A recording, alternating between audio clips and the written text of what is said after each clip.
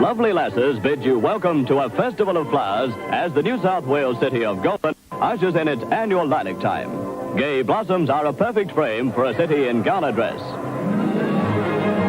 In 1962, Catholic anger boiled over in Goulburn, New South Wales, not far from Canberra.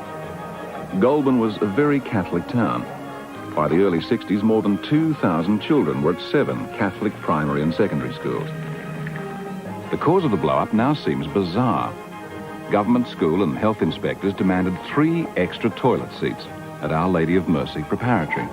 The bishop said he couldn't afford it. The row made national headlines. Four Corners compiled this gripping report. This lavatory was condemned as being unsuitable and too small for the number of pupils attending this school. The health departments and the education department demanded that it be renovated. But the Catholic bishop here said that they couldn't afford to and asked the state to help. The answer was no. The next thing we know, a decree was issued that the school's registration would be removed by a certain date if the toilets were not done. And the bishop made it quite clear that what he said was the truth. We didn't have the money to do it.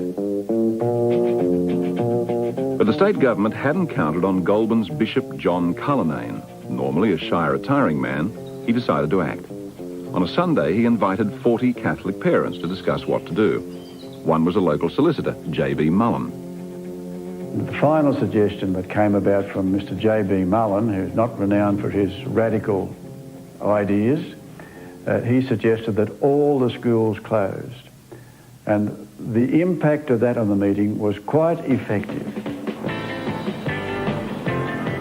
On Monday, the 9th of July, 1962, 700 people met at Goulburn's Lilac Time Hall, a building known locally as the Praying Mantis. The proposal before them was a strike to close down the Catholic schools and send their children to flood the state schools. To my amazement, there was a large measure of opposition to the motion that we could even think of closing the schools. It was more emotional than intellectual, but believe you me, it was emotional. There were vigorous speeches on both sides. One woman claiming that she'd march on Parliament House rather than sacrifice her children, put them in the firing line, so to speak. But when it was put to the vote, the overwhelming majority of parents said yes, close the schools. Watching on silently was a prince of the church, the much-respected historian Eris O'Brien, Archbishop of Canberra-Goulburn. Catholics in those days were much more likely to obey the wish of the Archbishop. And in fact, I think had he said, well, look, I've listened to you, but you mustn't do it, we probably wouldn't have carried on with the strike. And then at the end of it, he made a very courageous statement saying that if you as good citizens and good Catholics want to exercise your democratic right to make a protest, I will not restrain you. That remark was not understood immediately by reporters.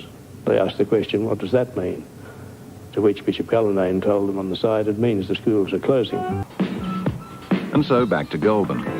On Monday, July the 16th, 1962, the gates of 7 Catholic schools swung firmly closed.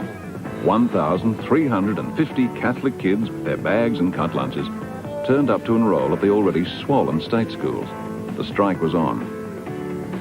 We have tried for 80 years by speech and talk to influence them, and we hope that, having failed in that way, that this action in Goulburn will help the people to see what we feel is a just claim and an evident one. As we marched down, we could see other groups of school children all marching towards the high school. And there was a bit of a sense of excitement and adventure, because it was something different from the normal run-of-the-mill school day. And finally the children did arrive, and there was a great deal of commotion and confusion. In fact, at one stage, the reporters and the journalists had to be asked to leave the school grounds. There was so much worry and upset. Did you say I've got a lot to learn? It must have been chaos, but at Goulburn High, they did their best. like the English teacher, Jack Plews. I welcomed them as students. I said I wanted them to enjoy their stay with us, no matter how long it was, and we do our best to meet their needs in education. And I said, for both of us, I hope it'll be a learning experience. And there was just masses of people, and we were waiting to get into the hall, and we had to sit and wait for ages to find out, what were they going to do with us. And I guess that was the impact of it. Government schools really couldn't accommodate all of us, and they would take just some of us. It turned out that Goulburn High, the only state high school, and 3 primary schools, had room for less than half the Catholic students who applied to enrol. The others looked like going without an education. For those who did get in, it was a bit of a culture shock. Despite the avalanche of publicity for the state aid cause, the strike organisers were worried about the impact of the closure on the children. The original plan had been to strike for 6 weeks.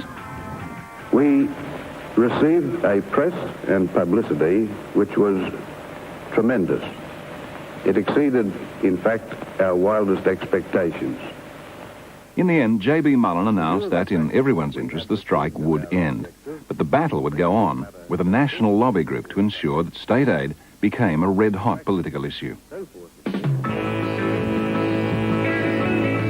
In 1963, Bob Heffron's New South Wales Labor government, Catholic-backed right-wing, stuck a toe in the waters of state aid with money for school science laboratories. Consternation. The faceless men of the ALP federal executive overturned that decision, leaving Labor in Parliament with egg all over the face.